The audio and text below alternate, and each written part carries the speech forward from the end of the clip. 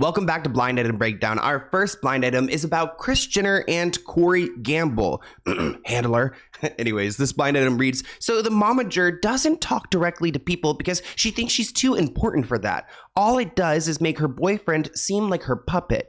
Anything for the almighty dollar, I guess. Now, to be honest, I've had it out for Corey Gamble for some time because he's incredibly problematic. From stalking and harming his last partner to milking the Kardashians. There are so many red flags when it comes to Corey. This comment reads that Kris just doesn't want anyone to see her face up close. Mr. Newton said that she's insufferable. Christina Dar says, how much does she pay Corey? And finally, she didn't want to share a water taxi in Venice at the Jeff Bezos wedding and was bitchy to her boyfriend, who I think we can all agree seems to be paid off. I remember there were reports that Kris Jenner had to go back on some of Corey Gamble's allowances because he was spending too much and people weren't really watching the Kardashian show on Hulu. But let's talk about what happened at the Bezos wedding, because Kris Jenner and Corey Gamble had a tense exchange. One issue with these water taxis is that it's not like you're in a typical car. People can see what you're doing. And it was noted that they had a tense exchange, some conversation where it seems like Kris was upset. It also looks like this lip reader deciphered some of their conversation, and it appears that Kris was in a hurry to get back to her accommodations and didn't want to share a water taxi with any other A-listers. The couple appeared to exchange tense words while departing Jeff Bezos and Lauren Sanchez's lavish wedding in Venice, Italy on Friday. Lip reader Nicola Hickling told the outlet that the dispute stemmed from Jenner's insistence on traveling alone in a water taxi. Gamble was seen telling a porter, "We're happy to travel on our own. It's what Kris would like to do." Jenner then allegedly intervened, asking, "What are you doing? Do you need to talk?" And added, "I told you. For God's sake. I'd like to travel alone." Despite the moment, she remained polite, telling Gamble, "Tell them I said thanks," after being offered a napkin by the porter. While reps for Jenner haven't commented, the moment adds another layer of intrigue to the star-studded 3-day wedding festivities. Could you imagine being so rich and so privileged that you're at the Jeff Bezos wedding and you require that you travel in a taxi alone because you just can't be bothered by any of the other stars there? Kris didn't even stick close to her celebrity daughters, Kim and Khloe, Kendall and Kylie, who were all attending the wedding looking for a new billionaire to secure. I mean, that's why Kris asked for her 3 other daughters, Khloe, Kendall and Kylie, to come to the wedding because she wants them to get rich off of a man. New best friend alert. We have Oprah, Gayle, and Kris Kardashian. What do you guys think that we're talking about? I mean, I just, here Oprah is maybe like saying something cute about Kris Jenner's feet. Okay, let's try to analyze this. I think in this picture, Oprah, she's saying like, "Oh, Kris, I just love your shoes. They look so comfortable. Whereabouts did you get them?" And Kris Jenner's just like, "I'm sorry, I don't know. I think I stole it from Kim's closet." And then Gayle, she's just trying to watch her step because she's wearing wedges, girl, and they're about to board, a gondola. The bitch could fall in. In this picture, I don't know what they're laughing at, but Oprah and Kris have never looked better. Our next blind item is about Lady Gaga and her fiancé, Michael Polanski. It's a long one. It reads, not what it seems. Word is one of the most iconic pop stars of our time, known for her dramatic transformations and Oscar-nominated acting chops, has been in a relationship that isn't what it seems. Her partner, who's not from the music industry, allegedly used her personal connections to get introduced to her at an event her mother attended. From the start, sources say that he had financial motives and manipulated the family to gain trust. Although they previously split, they got back together, not for love, but because of a contract. Behind the scenes, the relationship is reportedly controlled, emotionally abusive, and strictly managed by him. He's now allegedly credited on her creative projects, including a recent film and music work, even though he has no background in entertainment. And that's pretty interesting. Why is he tagging his name onto these projects? Because he's going to earn money. The singer, once known for bold self-expression, has gone silent on social media, rarely posts, and appears to be distant in public, almost like she's being silenced. Fans have noticed that she always appears covered up, her body language is off, and she no longer interacts like she used to. Some insiders believe that she's trapped, not emotionally but legally, and can't break the contract without risking serious threats to her loved ones. The engagement, allegedly fake. The love, one-sided. This isn't just a messy breakup waiting to happen, it's a silent crisis. Now, Lady Gaga is a powerful woman, and she seems to be quite bold and willing to stand up for herself. So I'm fascinated that this investor guy, Michael Polanski's able to go and control her like this. But she also seems very vulnerable throughout the years. She's had these caretakers and people who I don't think have her best interests. This comment reads, I can't tell whether Lady Gaga is in some weird controlling contract contract or is simply desperately submissive. The latter seems to be more likely. This comment reads, I'm a Gaga fan also. She's very talented and creative. I hope it's not a health issue and that she overcomes whatever it is and gets back to being Gaga. Nightbird writes, I thought that Lady Gaga was covering up her tattoos because she wanted to be taken as a serious artist and didn't want them to be a distraction. Now this blog reads, I know the narrative these days is that Michael Polanski is both Gaga and this fandom's collective savior, but I'll confess his influence on her frequent inclusion of him in everything, and the contrast that has to how she's been in the past definitely strikes me as odd. I've been on this ride since 2008, so I am familiar with the idea that people change and mature and their attitudes evolve with them. It seems like Michael is omnipresent. He's on every red carpet. He co-writes her music despite not having any creative experience. It saddens me that in several interviews, Lady Gaga has expressed embarrassment for some of the things she said in the past, even though those things are the reason why we like her and that she's the star who she is today. Since Michael has entered her life, she's been photographed in Cybertrucks and hosting pharma events at her sanctuary home in Malibu. She calls Michael a cancer researcher, but frankly, he's a venture capitalist. I mean, I feel like out there is maybe a cure, but the people who have the cure are just making so much more money off of sick people. I do have an interview of Lady Gaga talking a little bit about her fiance, Michael Polanski, and here's what she had to say. The missing piece of your life was having real love. Yeah. Now you have real love. Yeah, I do. No longer missing that piece. No, I think I wanted marriage and kids more than anything. And it's on our very first date. We'd been talking for like 3 weeks on the phone every single day, just getting to know each other. And Michael flew to Vegas when I was doing my show to take me on our first date. And before we even sat down, I said, do you want marriage and kids? And he goes, yeah, I do. And I said, okay, great. Do you want some champagne? And he goes, sure. but like, I think I wanted him to know like that I was like a family girl. And what makes Michael the right person for you? You know, he just loves the whole me. And I learn a lot from him. He's so supportive. He's got an incredibly kind heart. He's my best friend. Being in a partnership with your best friend, I feel like is a huge blessing. And I couldn't imagine like going through life with anyone but him, honestly.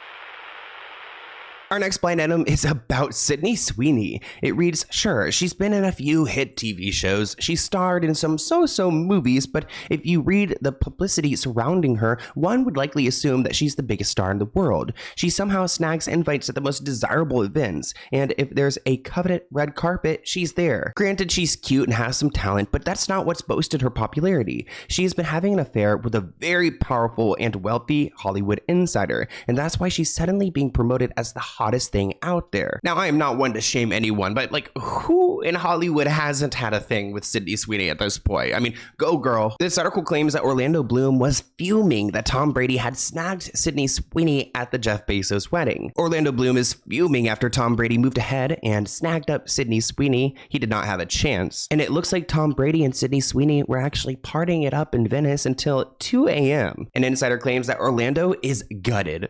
He's like met her for a few hours and now he's gutted. He thought he had something with Sydney, but Tom is clearly winning the battle in the love triangle tug of war. Orlando Bloom was recently spotted enjoying the sights of Venice alongside Sydney Sweeney shortly after news of his split from singer Katy Perry became public. Both actors attended the lavish wedding of Jeff Bezos and Lauren Sanchez, which brought together an A-list guest list in Italy's iconic city. Orlando, appearing as a newly single man after his 9-year relationship with Katy Perry ended, strolled through the city in all black attire. Sydney herself has recently separated from her fiancé, Jonathan Davino, and both stars seem to be enjoying their time in Venice as part of a wider group. Despite their respective heartbreaks, Orlando and Sydney appeared to be embracing the glamour and excitement of the occasion. I still can't get over how immature it is that like Orlando Bloom is gutted over Sydney Sweeney, who he's known for about 12 hours, yet he could care less about Katy Perry, who he's been with for about 8 years. The source claims that Sydney clearly has a thing for Tom. According to onlookers, Tom needed to put in the work to impress Sydney, as she was the most sought after person to be around at the Jeff Bezos wedding. And I just know the Kardashian clan and the Jenners were side-eyeing her the entire time. Another source added that everyone wants to talk to her and every guy guy that's been in her presence has talked about how stunning she is in real life. Rumors are intensifying that Tom Brady and Sydney Sweeney may have struck up a romance at Jeff Bezos and Lauren Sanchez's wedding. An insider told the Daily Mail that Sweeney was the most sought-after person during the festivities. Brady, in particular, had his sights on Sweeney, with TMZ reporting that he was chatting up the Euphoria star at the hotel bar over the course of the multi-day lavish wedding extravaganza. Now, another insider has alleged that the two of them danced together during the party, which is said to have lasted until 2 a.m. Sydney Sweeney better enjoy this summer while she's got it, because she's got a new movie role that she's got to prepare for. She's going to have to pack on 30 pounds because she's going to be playing a female boxing legend, Christy Martin. She claims that she's already feeling the effects of her new diet and workout. She says, "My body's completely different. I'm usually a size 23 in jeans, but now she's a 27. She claims that her boobs got bigger, which, oh, how could her Sydney Sweeney's get any bigger? And her butt got huge. Well, I guess she gained that 30 pounds in all the right places. While we're on the topic of the Jeff Bezos wedding, this blind item reads, "This guest at the wedding of the wealthy bookseller is talking about suing the foreign tabloid for trying to imply that she was the other woman in a recent celebrity breakup. This woman, named Jamie, claims that she wasn't, and she attended the wedding with her husband." Now, this blind item also involves Orlando Bloom, because one of these nights when he didn't get Sydney and her Sweenies, he actually went home in a water taxi with a mysterious woman, and it seemed like they were having a very good time. Well, Orlando Bloom's mystery woman turns out to be a stylist, someone who's worked with Meghan Markle and his ex, Katy Perry. Orlando was pictured jumping into a boat to shelter from rain and was photographed embracing a younger brunette friend in the back. It turns out this woman is named Jamie, and she's a Hollywood stylist who knows Katy Perry, which that makes it even weirder that they may have met because she styled Katy. But she's the mother of two, and she's nicknamed Sweet Jamie by friends. After the Bezos pre-wedding party that took place in Italy yesterday, Orlando Bloom was caught snuggling up to a mystery brunette. Apparently there was a thunderstorm. Orlando Bloom hopped onto a waterboat with several other females and was seen wrapping his arms around this little brunette over here. This is making headlines because Katy Perry and Orlando Bloom are allegedly separated after being engaged for 6 years and sharing a baby girl together. It also hasn't caught a lot of people by surprise, as they haven't been seen together quite often. And even with the paparazzi nearby, Orlando Bloom was not afraid to be friendly towards other females. This apparently is the mystery brunette that Orlando Bloom was seen wrapping his arms around. We're not too clear on how she knows the Bezos-Sanchez party, but again, Orlando did seem to be having a good time with her, allegedly hanging out and laughing during these pre-wedding festivities. Our next bizarre blind item involves Bella Hadid and an actor named Ben Barnes. This item reads, "The illiterate foreign-born actor from the questionable photo shoot is apparently trying to hide the fact that he has a girlfriend. This is pointless because his fans already know who she is, and he's not doing weird things with others again, and she's certainly not under 25. So why exactly is he trying so hard to hide this relationship? No one knows." This comment reads, "Ben Barnes, the questionable photo shoot gives it away. He did one kissing a model, I think Bella Hadid, when she was 16 years old." They add, "And he's probably hiding it so that she doesn't get harassed or something." Gold Dust adds, "Or can continue to hook up with others because the girlfriend is kept secret." Another comment reads, "That guy who did the underage photo shoot with one of the Hadid sisters?" And I must admit, I was not familiar with this photo shoot until today. Another blind item related to this case is from October 31st, 2024. It reads, "This illiterate actor has been promoting his upcoming world tour a lot lately. It's probably just a coincidence that it just so happened to be around the same time an old questionable photo shoot he was in resurfaced online." You guys are probably confused. What did Ben Barnes do with Bella Hadid? Well, here is one of my favorite TikTokers breaking it down even further. Here's a new blind item that is allegedly about an inappropriate photo shoot that a 16-year-old Bella Hadid did with a 32-year-old Ben Barnes, where they made out and her mother, Yolanda Hadid, allegedly gave parental permission for this photo shoot. Speaking of disturbing celebrity photo shoots with minors, this one is called the Swan Sittings. Are we surprised that the almond matriarch, Yolanda Hadid, gave the foreign-born illiterate actor, Ben Barnes, parental permission for him to kiss and get handsy with her youngest daughter for one? Allegedly Bella Hadid. And what kind of normal 32 to 34-year-old man describes throwbacks to such a photo shoot as getting romantic on social media? And again, this is allegedly Yolanda Hadid, Ben Barnes, Bella Hadid, and the Swan Sittings photo shoot. And here's a thread on Twitter of the photo shoot, and it reads, "So who was going to tell me 32-year-old Ben Barnes was doing this photo shoot with 16-year-old Bella Hadid and tongue-kissing her?" And here is a zoomed-in version of the photo.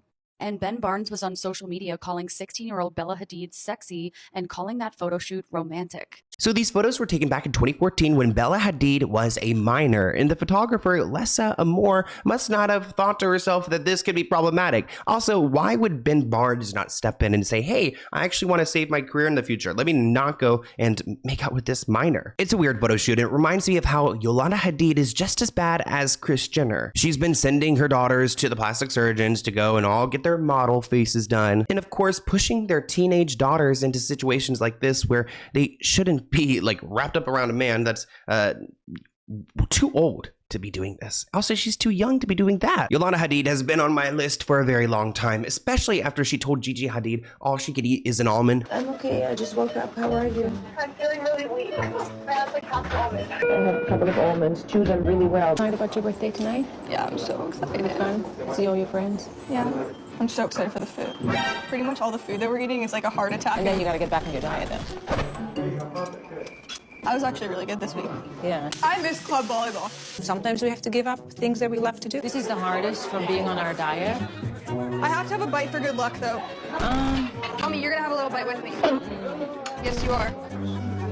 I'm having a panic attack. But not too big. No, that's too big. The half of that. This is you. What is that? You know what, Gigi? I think that's it. I'll do this. Yeah?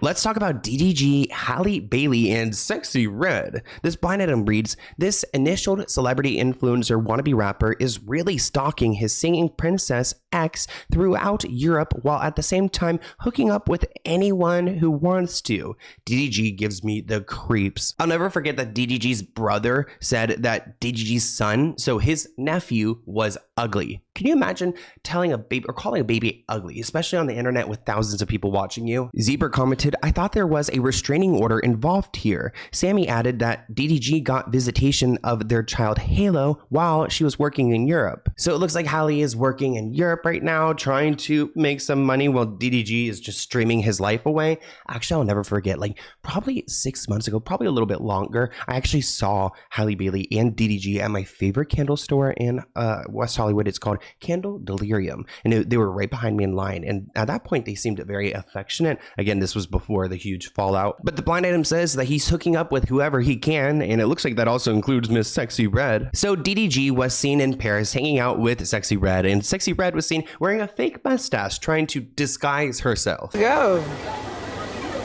I'm ready to get this thing. Real deal crowd. It's like we just on stage, huh? Right.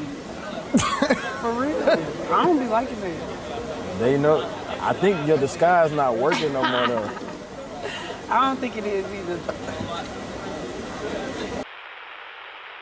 Our next blind item is about Lorde. It reads, this one-named foreign-born singer is like the Ariana Grande of her country with the amount of home wrecking she has done. Seems to have a thing for producers though, rather than random dudes like Ariana. We've covered Lorde's relationship with Jack Antonoff in the past, but nowadays it looks like she's being linked up with this guy named Jimmy Stack. This blind item goes back to this headline because Casey Hill shades Lorde producer X in a viral TikTok. So Casey Hill was romantically involved with Lorde's producer Jimmy Stack. Lorde had recorded a bunch of her songs with Jimmy Stack, and it turns out that they may be a couple now. Looks like they found love in the studio. Jimmy Stack used to be in a long-term relationship with Casey Hill. She's best known for singing the hook on one of Travis Scott's songs, 90210, which Travis Scott traumatized after Astroworld. Comment below if you guys watched that. Well, Lorde released a song titled Man of the Year, and Casey decided to post, let's hear it for the man who ended a 6.5 year-long relationship while making a girl's album, then started dating her.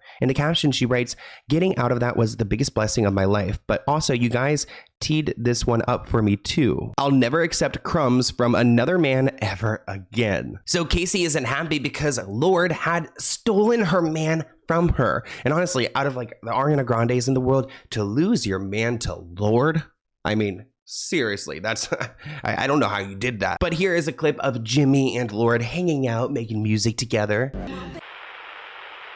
Our next blind item is about Anna Wintour and Vogue. One of the reasons the editor stepped down is something I mentioned last month. The once-a-year event, the Met Gala, is a sad shell of what it used to be, and she hates it. Now she doesn't have to deal with it anymore. This comment reads, "The Met Gala has definitely become a carnival." Sammy writes, "The bitch did it to herself when she started inviting the Kardashians to the party. Nobody wanted to pay to be around those losers." Another comment reads, "I can't even begin to imagine the lengths to which Meghan Markle is going to go to get an invite to the Met Gala next year. Grab the popcorn." Anna's the one who turned the Met Gala into a photo shoot for D-list influencers. Who on earth is she blaming for the shit show? This comment reads, "It comes down to money. The magazine has been getting thinner and thinner with fewer and fewer ads. My guess is that she was given the opportunity to resign and save face. She can scapegoat all the Met Gala she wants, but it was her boring, lowbrow editorial choices that ruined the magazine." Anna, who has a reputation of being cold, controlling, and intimidating, needs to get out of here. I mean, I love our older generation. I love the icons. I love that she's 75 and still rocking the bob. But there's something about her attitude that has always rubbed me wrong. I've said this time and time again. I'm probably not going to any Vogue event anytime soon. I don't even want to. But Anna Wintour is one of those scummy celebrities who really think that they're better than other people. And that is one of my biggest pet peeves. I would not even want to be in a room with her. If I was a server, I would refuse to serve her because in my opinion, she's offensive. She's just... something about that entitlement really rubs me wrong. I think that's some of my trigger right here. I'm just oh, I hate whenever rich people act like their shit don't stink. I know it does, Anna. I mean, look at you. She's the most feared judge of style. She's been the powerhouse editor-in-chief at Vogue for 37 years. But now, Anna Wintour says that role is coming to an end. The 75-year-old told staff Thursday she's focusing on global roles with Condé Nast and Vogue as the magazine seeks a newly created head of editorial content. We're here to work. We're here to work. And there's on-duty time and off-duty time. And in the end, we're drawn together by our passion for the magazine and our respect and friendship for each other. And if one comes across sometimes as being cold or brusque, it's simply because I'm striving for the best. A goal that she will continue even now. In a CBS Mornings interview with Gayle King in 2022, Wintour said she was focused on the company, not on retirement. Do you see a life for yourself after Vogue, or that's not even something you even entertain? I'm very much focused on the present because I have such an amazing platform, Gail, and it's so important to me that I use that platform to help as many people as I possibly can, whether it's fashion designers or young people who just want our advice. Now, I don't say this lightly, but I would be grateful if we never have to talk about Anna Wintour ever again on this channel. Let me do a little prayer. Please, I just don't like her. And I genuinely don't like talking about people I do not like. Our next blind item is about French Montana. I haven't heard about him since Khloe Kardashian. This item reads, "With all the skeletons in his closet, it's shocking the directional rapper agreed to an interview. He did walk out of it though." The related headline says that French Montana abruptly ends an interview over Drake and Rick Ross question. Raw Ali actually asked French Montana about his friends and collaborators Rick Ross and Drake and how they're feuding right now. At that point, he said, "I'll be right back. I think I double parked my car outside." He gave a BS excuse, took off the headset, and left. It never came back. The interview started off with French Montana being in a good mood. He walked in, sat down. They talked about his growth as an artist and his recent performance on the World Cup stage. Things started to go south whenever Raw Ali asked about his love life, with him explaining, "I'll skip that. I just want to keep my private life private." At that point, he started to get irritated, visibly irritated. And when they asked about Rick Ross and Drake, he was done. Speaking of beefs, what's the status of things with Ross and Drake? Hold this. I'll be right back. I think I double parked my car outside. Where is he going? Oh, Diddy. This blind item reads, the producer wannabe rapper always had two sets of parties, the PG ones and the FO ones, the free golfs. You will notice the pastor didn't say it was the PG ones he attended. This comment reads that some of the celebrities are making it sound like it was all G-rated when they were there, but after hours, things must have gotten freaky. That's pretty convenient. Oh, you were seen at a Diddy party, but you didn't see anything? Oh, because you left early. Okay. I'm buying that. This comment reads, I read this morning that a bunch of charges against Diddy have been dismissed. Is it possible this case gets dismissed in its entirety? Well, now we know that Diddy has actually been found guilty of 2 of the 5 charges. It's definitely not the slam dunk the government wanted.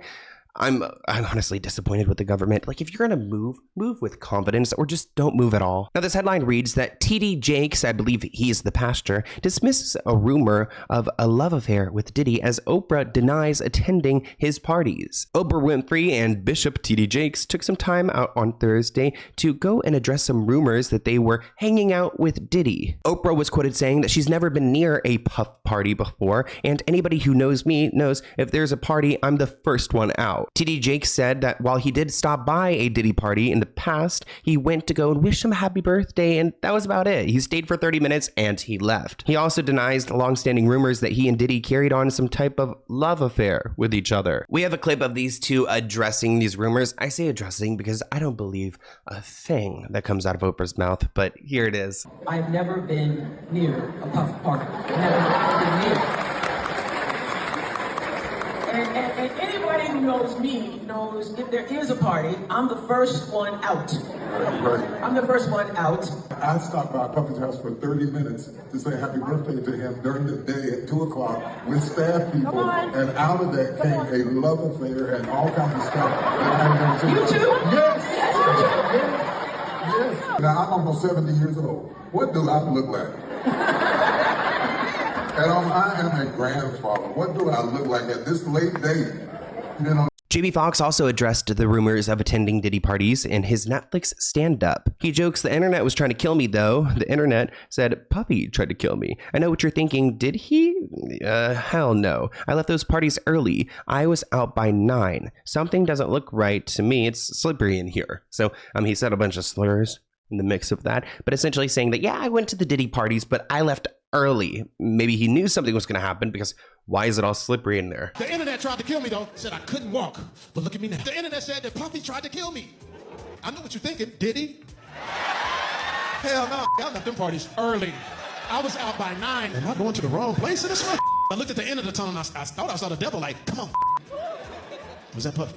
But if it was Puffy, he had like a flaming bottle of Johnson & Johnson. So many of these celebrities are going to use Diddy as a scapegoat for their comedy acts in the future. And honestly, I'm here for it. I mean, trying to make light of a really dark situation, as long as they respect those victims like Cassie. I don't want to see any jokes about Cassie. That would be messed up. But thank you guys for watching this episode of Blind Item Breakdown. Thank you so much for tuning in. Actually, it is Thursday, so my parents have already arrived. They are in LA. They're going to be with me for a week. So I will be posting content every day like I do, because I love posting videos. But I will be hanging out with them and doing some family time, and my mom's birthday's on Sunday, so we're gonna do a little birthday moment. But I hope you guys are all really well out there and hanging in there, and give me a little update about your life in the comments below. But I hope to see you guys in a new video soon. Bye guys.